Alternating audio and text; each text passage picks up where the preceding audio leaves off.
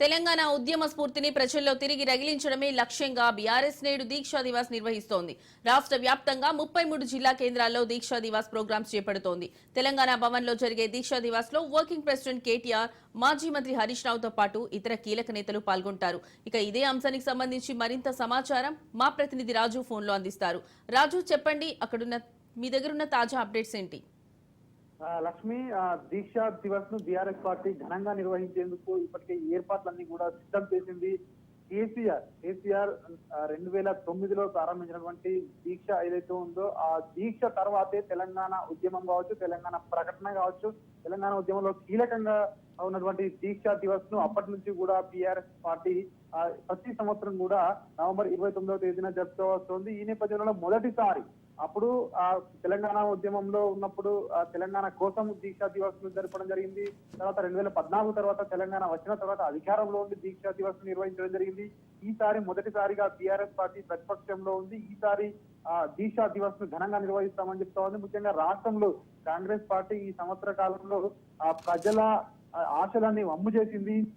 ప్రజలకు ఇచ్చినటువంటి హామీలన్నీ కూడా దొంగలో తొక్కింది, అధికారం చెలాయిస్తుందని చెప్పేసి కూడా ఇప్పటికే తీవ్రంగా విమర్శిస్తున్న నేపథ్యంలో ఈసారి నిర్వహించబోయే దీక్షా దివస్ అయితే ప్రత్యేకత ఉంది అని కూడా చెప్తా ఉన్నారు. అదేవిధంగా ముఖ్యంగా కరీంనగర్ లో దీక్షా దివస్ లో కేటీఆర్ పాల్గొనబోతా ఉన్నారు. ఇప్పటికే హైదరాబాద్ నుంచి ఆయన కరీంనగర్ కు బయలుదేరి వెళ్లారు.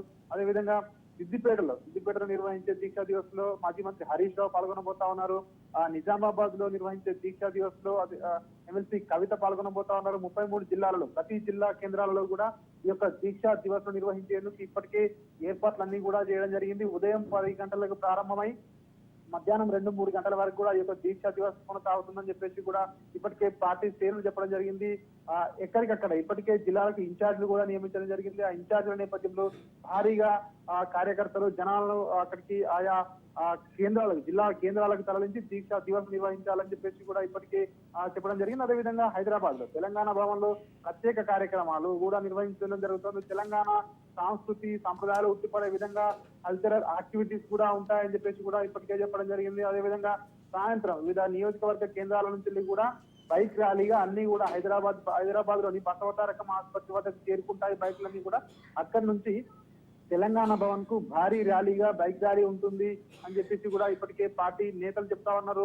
సాయంత్రం తెలంగాణ భవన్ లో మాజీ మంత్రి BRS party working president KTR కూడా పాల్గొంటారు. అదేవిధంగా కేటీఆర్ తో పాటు హరీష్ రావు, ఇతర ముఖ్య నేతలు కూడా పాల్గొంటారని కూడా చెప్తా ఉన్నారు. ఈ రోజు ఉదయం అక్కడ అలగనూరు చౌరస్తా, ఏదైతే కరీంనగర్ జిల్లాలో కేసీఆర్ దీక్షకు వెళ్లేటప్పుడు అరెస్ట్ చేసిన ప్రాంతం ఏదైతే ఉందో అలగనూరు చౌరస్తాలో అక్కడ కేసీఆర్ చిత్రపటానికి ఉదయం 11 గంటలకు కేటీఆర్ అక్కడ పాలాభిషేకం చేస్తారు. 11:30 కేసీఆర్ గా అప్పుడు ఆమరణ దీక్ష ప్రారంభించిన అదే ప్రాంతంలో ఆయన అలగనూరులో ఏర్పాటు చేసినటువంటి బహిరంగ సభలో కేటీఆర్ ప్రసంగిస్తారని చెప్పేసి ఇప్పటికే పార్టీ వర్గాలు చెప్తా ఉన్నాయి.